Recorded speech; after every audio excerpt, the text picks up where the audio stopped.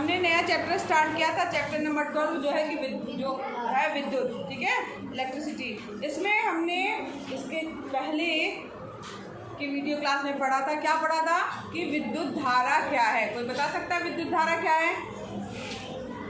हाँ खड़े हो, बताओ बेटा। विद्युत प्रवाह की दर को विद्युत धारा कहा जाता है। इसके लिए हमने एक फार्मूला पढ़ा था, और कौन बताएगा फार्मूला? हाँ बताओ बेटा। I equal to Q upon T। I क्या है आपका? विद्युत धारा। Q क्या है? विद्युत आवेश। और T क्या है? समय। ठीक है, तो यहाँ पर I equal to Q upon T, इस पर आधारित जो है हमने एक सवाल या न्यूमेरिकल्स भी पढ़ा था जो कि छोटा सा था, आप उसको अच्छे से ध्यान रखिएगा।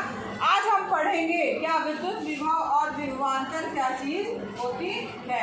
यहाँ पर देखो, आपने देखा होगा कि जो ये सेल है, ठीक, उसमें विद्युत धारा जो बहती है वो पॉजिटिव से जो है जाती है, और ये देखिए पॉजिटिव का चिन्ह है, और इसके यहाँ से बहती हुई जा रही है ये विद्युत धारा।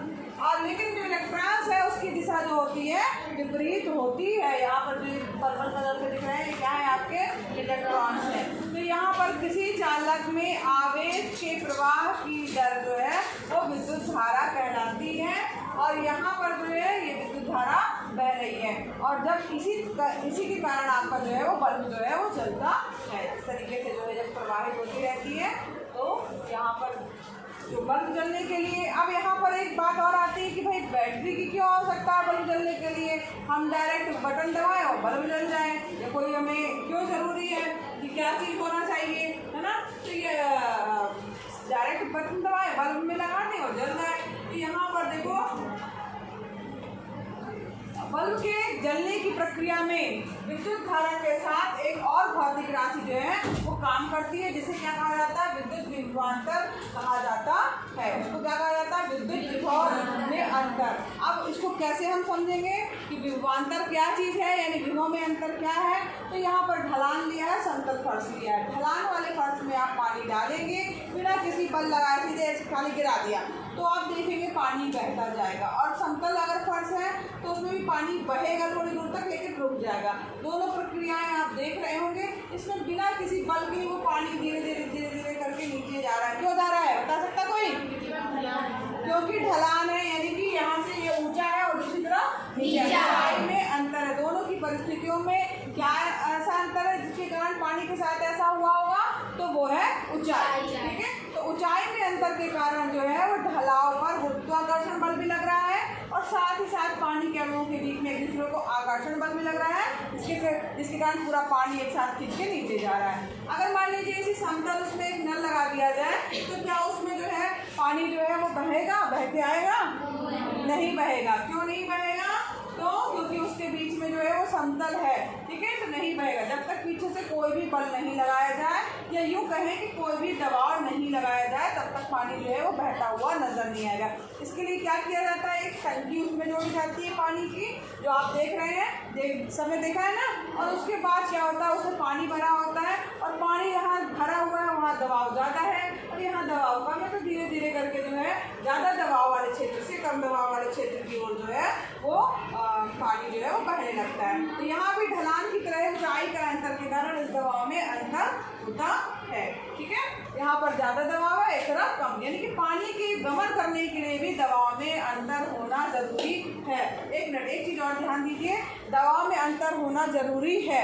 यहाँ से दबाव में अंतर होते होते होते फिर पानी का जब अंदर लग रहा है यहाँ लगा देंगे, तो पानी आपका यहाँ तक ही टंकी हमेशा खाली होगी, यहाँ तक के नीचे का पानी जो है कभी भी आपका उस नल में से नहीं जाएगा, क्योंकि अंतर होना ज़रूरी है, और यहाँ दबाव भी मतलब होना ज़रूरी है। तो यहाँ तक जहाँ तक आपका नल रहेगा, कभी कभी नल पूरा नीचे से नहीं लगा रहता, तो तब पानी तली में बचा रहता है। इसको देखा होगा ना, तो पानी का जो है यानी ऊपर नीचे होना ज़रूरी है। ठीक, जैसे ही बराबर हुआ बंद। तो इसी तरीके से अगर पानी टंकी को अगर हम एक सेल के रूप में देखें, तो ये पानी टंकी में पानी जो है वो इस तरीके से सेल का काम करता है, और परिपथ एक बना हुआ उसमें बटन लगी हुई है। अब यहाँ पर जो सेल हम लगाते हैं, यानी इससे क्या निष्कर्ष निकल के आ रहा है कि कोई भी विद्युत धारा को बहने के लिए क्या ज़रूरी है, उसमें जो है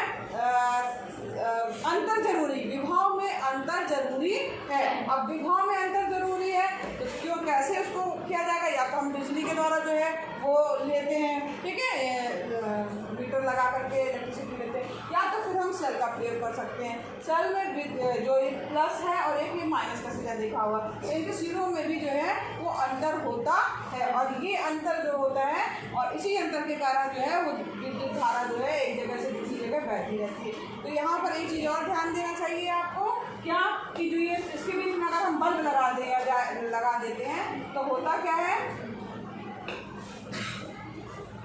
हाँ, इसमें अगर हम बल्ब लगाते हैं तो इसी तरीके से परिपथ में दबाव में है, यहाँ पे ज़्यादा है यहाँ पे कम है, तो दबाव के अंतर के कारण ही एक अंतर उत्पन्न हो जाता है, जिसे कहा जाता है विद्युत विभवांतर कहा जाता है। या अधिक वाले विभव से जो है वो कम विभव की ओर जो है वो विद्युत धारा बह रही है। तो विद्युत धारा भी ज़्यादा विभव वाले क्षेत्र से कम विभव वाले क्षेत्र की ओर जो है वो बहती है या गमन करती है। तो यहाँ पर जो है यही अंतर, यानी बैटरी के एक छोर से दूसरे छोर के बीच जो विभव का अंतर लिया गया है वो क्या कहलाता है? आपका विभवांतर कहलाता है। बैटरी के एक छोर से दूसरे छोर के बीच विभव का अंतर ही विभवांतर कहलाता है। नाम से स्पष्ट है, विभव विभवांतर यानी विभव में अंतर, ठीक है। तो यानी कि जो विभव में बैटरी के एक छोर से दूसरे छोर का अंतर है वो विभवांतर कहलाएगा। अधिक वाले से जो है वो कम वाले की ओर प्रवाहित होती रहेगी, इसीलिए सेल की आवश्यकता होती है। तो यहाँ पर देखिए, अगर हम बात करें एक इकाई आवेश को परिपथ में एक जगह से दूसरी जगह तक ले जाने में जो भी कार्य किया जाता है वह विभवांतर कहलाता है। अब यहाँ पर ध्यान दीजिएगा कि विभवांतर का फार्मूला क्या हो गया? किया गया कार्य बटे विद्युत आवेश, ठीक है। V = W/Q, V = W/Q, V बराबर W/Q। V क्या है आपका? विभवांतर, किया गया कार्य बटे विद्युत आवेश, किया गया कार्य बटे विद्युत आवेश, ठीक है। V = क्या हो गया आपका? V =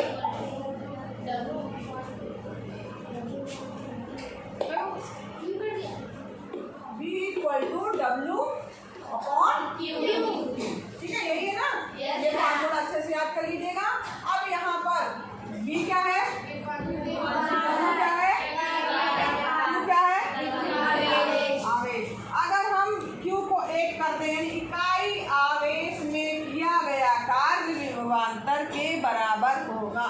इकाई आवेश, ठीक है, एक इकाई आवेश में किया गया कार्य विभवांतर के बराबर होगा। समझ में आ रहा सबको? यहाँ पर अगर इकाई आवेश कर दिया जाए तो किया गया कार्य जो है वो किसके बराबर हो जाएगा? ठीक है, तो विभवांतर के बराबर हो जाएगा। यहाँ पर जो है इसकी SI यूनिट वोल्ट होती है और 1 वोल्ट बराबर हो जाएगा जूल बटे 1 कूलम। तो यहाँ पर जो है आप वोल्ट मीटर देख रहे होंगे जो कि विद्युत विभव नापने के लिए प्रयोग में आता है, और यहाँ पर एक जो भी वोल्ट मीटर लगाया जाता है वो समानांतर क्रम में, ये और ये पैरेलल में होंगे उस क्रम में लगाया जाता है। ये अलग अलग टाइप की क्या दी हुई है? आपकी बैटरी दी हुई है जिसमें विभव में अंतर होता है, जिसका प्रयोग हम करते हैं, ठीक है। तो इस प्रकार से जो है आज हमने क्या पढ़ा? विद्युत विभव और विभवांतर क्या होता है।